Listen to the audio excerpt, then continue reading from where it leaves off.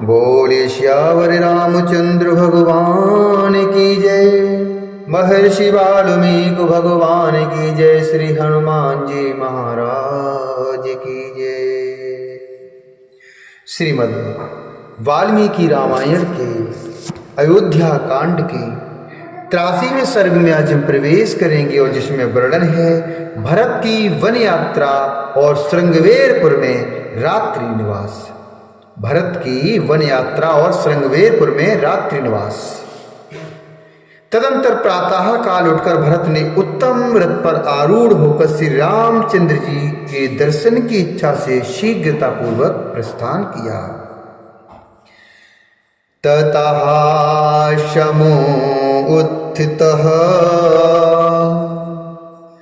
कल्यमास्थास्यन्दनोत्तमम् ततः शमोत्थितः कल्यमास्थास्यन्दनोत्तमम् प्रियो भरतः शीघ्रं रामदर्शनकाम्यया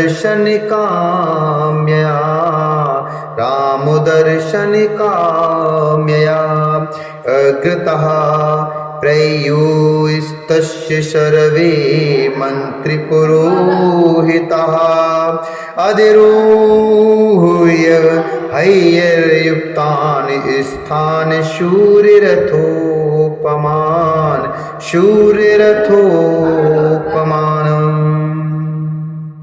तदंतर प्रातः काल उठकर भरत ने उत्तम रथ पर आरूढ़ होकर श्री रामचंद्र जी के दर्शन की इच्छा से शीघ्रता पूर्वक प्रस्थान किया। उनके आगे आगे सभी मंत्री और पुरोहित घोड़े जुते हुए रथों पर बैठकर यात्रा कर रहे थे। वे रथ सूर्यदेव के रथ के समान तेजस्वी दिखाई देते थे। यात्रा करते हुए इक्ष्वाकु कुल नंदन भरत के पीछे पीछे विधि पूर्वक सजाए गए 9000 हाथी चल रहे थे। यात्रा परायण यशस्वी राजकुमार भरत के पीछे 60,000 रथ और नाना प्रकार के आयुध धारण करने वाले धनुधर योद्धा भी जा रहे थे। उसी प्रकार 1 लाख घुड़सवार भी उन यशस्वी रघुकुल नंदन राजकुमार भरत की यात्रा के समय उनका अनुसरण कर रहे थे। कैकेयी, सुमित्रा और यशस्विनी कौशल्या देवी भी श्री रामचंद्र जी को लौटा लाने के लिए जाने वाली उस यात्रा से संतुष्ट होकर तेजस्वी रथ के द्वारा प्रस्थित हुई। ब्राह्मण आदि आर्यों अर्थात तैवर्णकों के समूह मन में अत्यंत हर्ष लेकर लक्ष्मण से श्री राम का दर्शन करने के लिए उन्हीं के संबंध में विचित्र बातें कहते सुनते हुए यात्रा कर रहे थे। वे आपस में कहते थे, हम लोग दृढ़ता के साथ उत्तम व्रत का पालन करने वाले तथा संसार का दुख दूर करने वाले स्थित प्रज्ञ श्याम बड़ माँ बाप श्री राम का कब दर्शन करेंगे, उनसे कब मिलेंगे।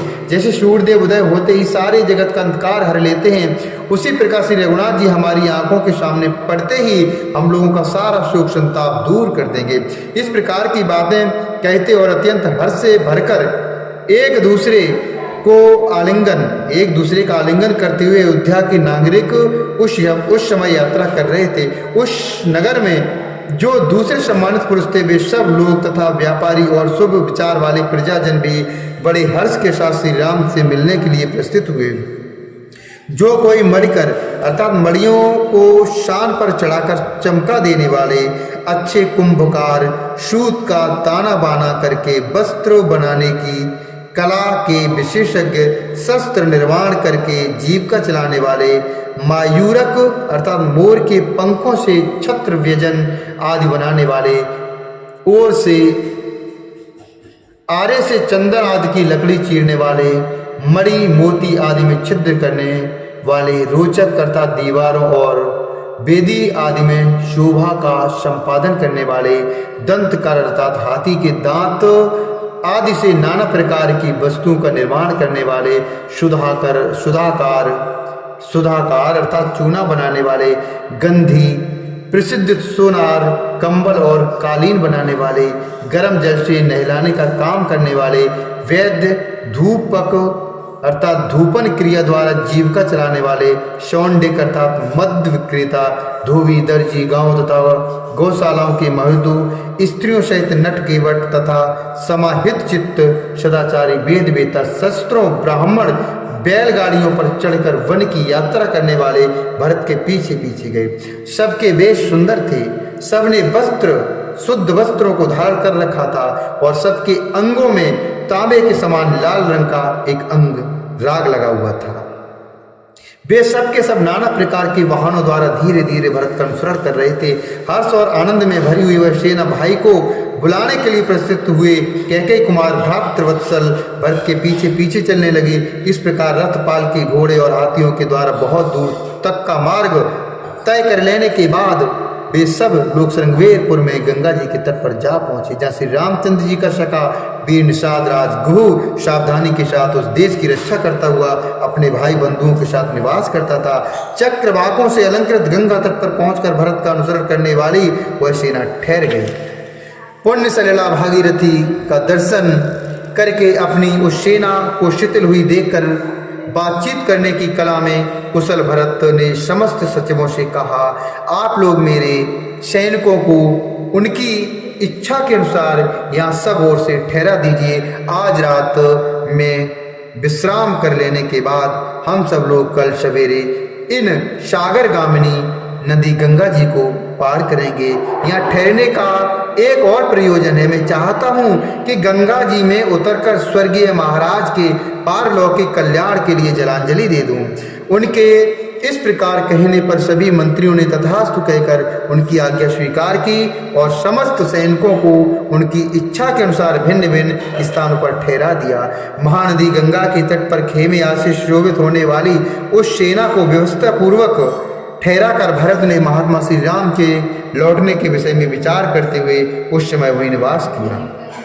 निवेशे गंगा मनु ताम महानदीम चमूम विधान परे बरह सोवनीम उवासो राम्यस्य तदा महात्मनो विचिन्त्यमानो भरतो निवर्तनम विचिन्त्यमानो भरतो निवर्तनम। इत्यार्षे श्रीमद् रामायणे वाल्मीकि आदि काव्ये अयोध्याकांडे सर्गः। इस प्रकार श्री वाल्मीकि रामायण का अयोध्याकांड में 83वां सर्ग पूरा हुआ। बोले श्यावर रामचंद्र भगवान की जय, भरतलाल जी की जय।